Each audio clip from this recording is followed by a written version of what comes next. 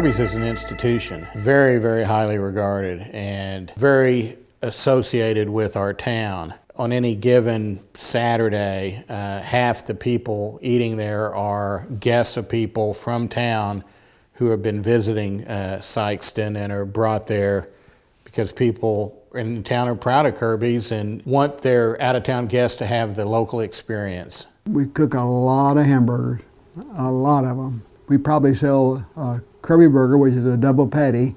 We probably sell 20 of those to every single patty that we have.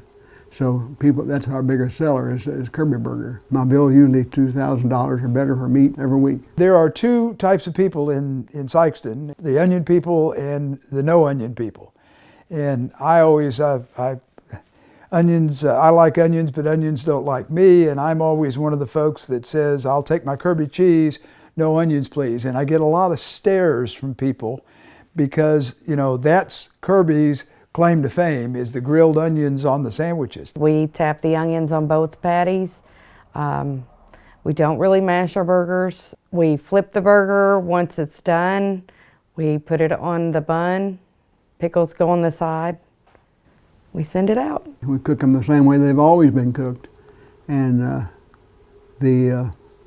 most people, just the way they want them. Well, I mean, he's no longer selling 10-cent hamburgers, but which we all miss. But yeah, I think basically the character of the food and the ambiance in the place are very similar. Pretty simple menu, simple food. You can smell it, which is always makes you go, I think I need to go to Kirby's. You can even be full. You can have just gone somewhere else and go, I need to have Kirby's tomorrow. Kirby's is truly a melting pot. I mean, you see all elements of society in our area that have come in there to eat. Their parents came in, their grandparents came in. You know, it is truly a broad spectrum of our community and the surrounding area that you see in there. And that's part of the character of the place. Is that you see folks that sometimes you don't get a chance to see otherwise. It's a special place, not just for me. I mean, literally generations of people in this area have been going to Kirby's. I moved back here in 1987 after I finished working at the federal court in St. Louis after school, and I've been here working in town for the last 33 years and have been a very loyal customer ever since I moved back. I grew up out on the farm, and so we did not come into town for lunch, and I had no way to get into town where some of my friends could ride their bikes down there. But after I got my driver's license and I was hanging around friends, we would go to Kirby's as teenagers on Saturday or in the summer. When I would come home from school, the first thing my dad would have me do was go to the barber shop to get my hair cut. And the second thing he'd have me do is, or what we wanted to do was go to Kirby's and have a burger. And it became a family tradition. That was just one of the things that you did. We'd come to downtown because you could get 5 burgers for $1, 6 burgers for $1. And we'd split them 3 apiece and get a Pepsi Cola, which was a nickel, and go over in the park and we'd eat the hamburgers and drink the sodas. Then we bring our bottle back over to Mr. Kirby and he gave us 2 cents for bringing it back. I was always at my grandparents' jewelry store downtown, Volker's Jewelry Store. And my grandmother, I'd help her do things down there like clean the showcases and shine things up and things like that. And so lunchtime would come around and we'd take an order and we'd, you know, call it in and go down there and pick it up. And I just remember thinking it was so much fun because I was pretty young and I got to go down there by myself and pick things up.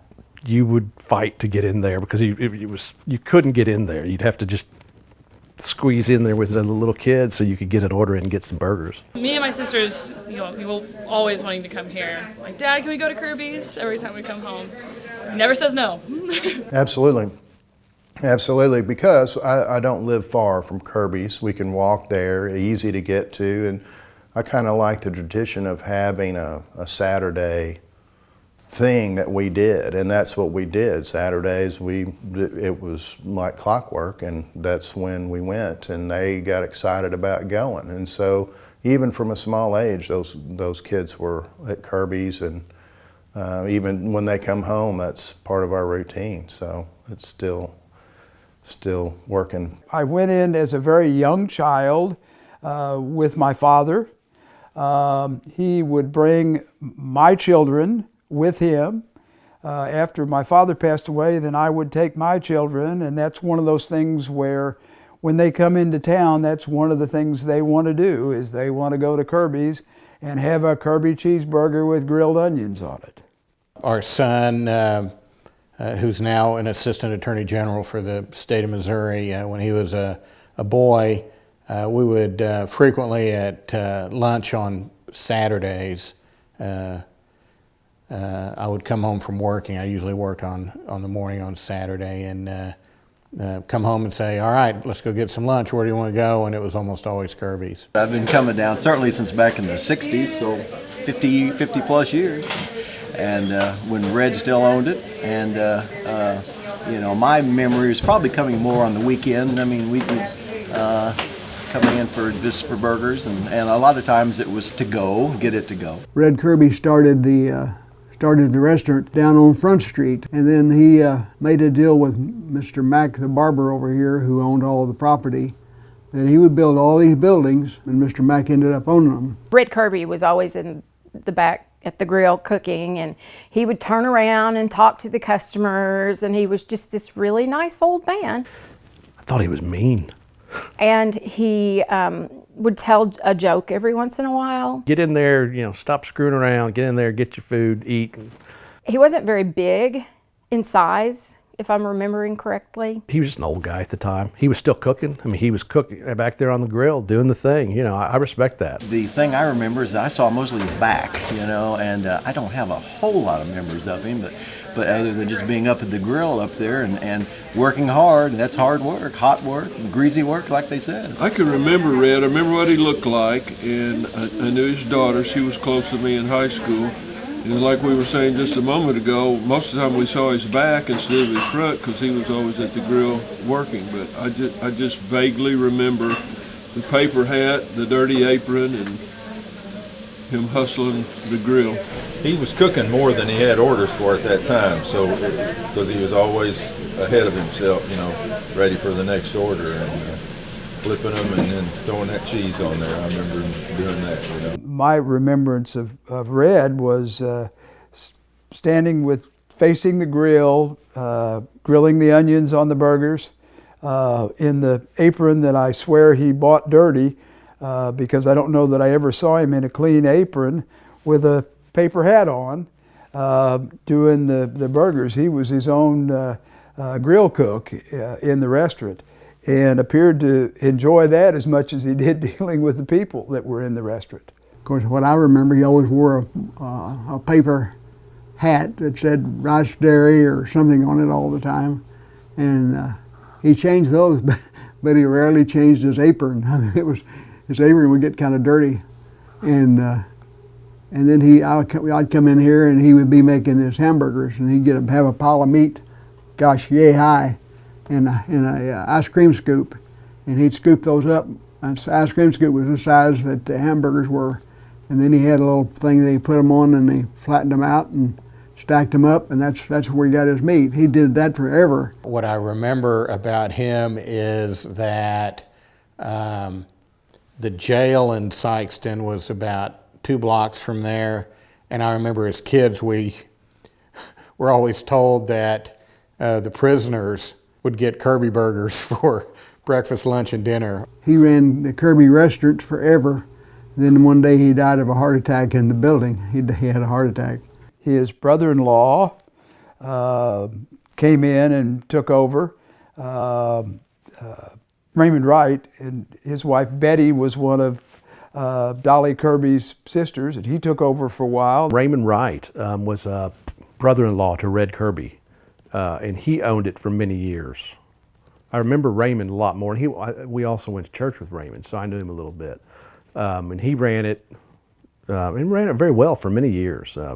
Nice fella, real nice fella. And then I guess when Mr. Wright passed away or had enough, he sold it to Sharon, who was Red's daughter, and she had it like up until when Dad bought it. So, and then, you know, she was tragically killed in a motorcycle accident a few years later, I think. I don't remember Red. My first memories of Kirby is with Sharon cooking, and she was the cook. She had a strong personality, and but always made people feel welcome. But sure, yeah, I remember her distinctly, and I remember people who worked at the restaurant when she was running it. And I believe that her husband had a shoe repair place, maybe right next door, that I think has now been incorporated into the restaurant. Sharon didn't fix anything else on Saturdays that I know of. It was Kirby cheeseburgers or nothing. Grilled cheese, out, none of that. So the menu slimmed down on a Saturday. Behind the counter, they had a shelf that kind of wrapped around a corner, and there was a TV up there that I don't ever remember being on. And then there were pictures of presidents. I remember Nixon, Lyndon Johnson, the Kennedys, and the picture of the Kennedys was both Jackie and John Kennedy. Jimmy Carter and Ronald Reagan were the ones I remember. And there was a period of time when Jimmy Carter was kind of out of favor, and I remember that his picture had been stuck behind the TV. I think that maybe Sharon was irritated at him. I purchased Kirby's in 2001. It was a strange thing. I was having lunch down there, and when I left, Sharon Kirby was out in the alley and smoking a cigarette and bitching. And I said, it's a beautiful day. And she says, well, if I didn't own this restaurant, it might be. And I just walked on by, got halfway over to my office, and I come back and I said, are you interested in selling Kirby's? And she said, yes, I am. And I said, well, if you get the paperwork, get your numbers and stuff together, I might be interested in buying it. Then I found out later that she had a thick back pocket. I was in D.C., and I was just on the phone with him, I think on the way home from work. I often talk with him on the way home sometimes, you know, and he said that he thought they were going to do that, and I just remember going, holy crap. I thought he had lost his mind completely. I thought he was nuts, because he's an insurance guy. He's always been an insurance guy. You know, he's owned some property and he's done some other things, but he's never done anything in the hospitality industry, anything food and beverage related. So I was a little concerned, and I talked to him many times and would say, now, are you sure, you know, you sure you want to do this? Are you sure you know what you're getting into? He was going to buy it and keep it just like it was, which he actually made it better, because I think he expanded the dining room and really, I think, did some work on it to make it really nice. And but the fact that Mr. Newton was going to keep a Sikeston institution going was very, very important. It was smaller before it was expanded. Bathroom in the very back and through the kitchen and into the, you know, back room. So, you know, we spent some time there. As it turned out, I was too young to retire, and I'd worked every day of my life, so I didn't know what I'd do with myself. So I bought Kirby's, and it grew and grew and grew, and we couldn't seat as many people, needless to say. Made 20 more seats. Now we can seat about 60 people, including the bar area. I thought he was crazy at first, but then I thought, you know, maybe it's a good deal. I mean, it's a popular place. It always has been. I knew he would do whatever needed to be done to keep it at code, make it look nicer, cleaner. Because remember, everybody used to smoke, and everybody used to smoke in there years ago. So when he bought it, you know, he expanded it a little bit and he cleaned it up, and you don't realize it, but the walls and the ceilings were yellow from the cigarette smoke for years and years and years. And then he also made it, you know, no smoking in there, which was for Sikeston, Missouri at that time, I think, a pretty big step. There was 95 years or so that it was in the family. So it was kind of a big deal when Don bought it, and there was no longer a Kirby family member that was running it. But he adapted pretty well. Sharon stayed on for a while. And so really, it was nothing really changed there. It didn't feel like things changed to me. Some of the signage on the walls was there when Red was there with the Coke memorabilia and that sort of thing. So basically it's the same place, different faces, but basically the same food and the same ambiance. It's a little cleaner maybe under Don than it was under Red, but other than that, it's basically the same. My typical order would be the Kirby cheeseburger with onions and fries or fried okra and a Coke, Diet Coke.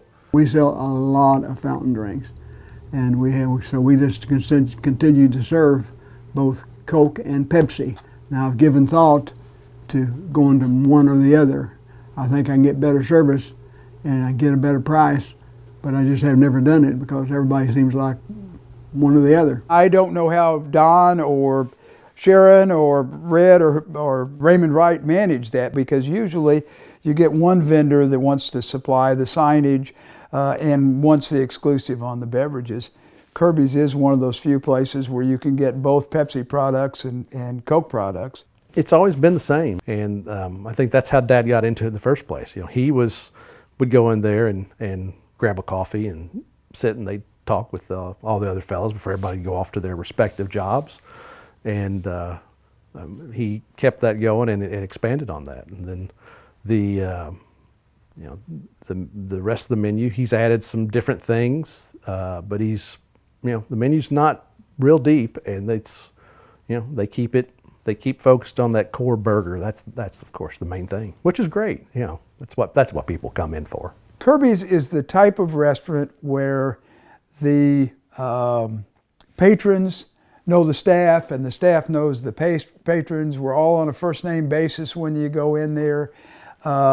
It's been a very stable situation with the two main ladies that have been working in there. Rose is great at managing the help and managing the patrons, but it's kind of like a family situation. When we work there every day and we have the same customers come in daily, or even the same day every week, we do tend to learn them on a personal level. We ask them how their day's going. A lot of times they confide in us. Don's a friend of mine and I like him, but Don doesn't run that restaurant.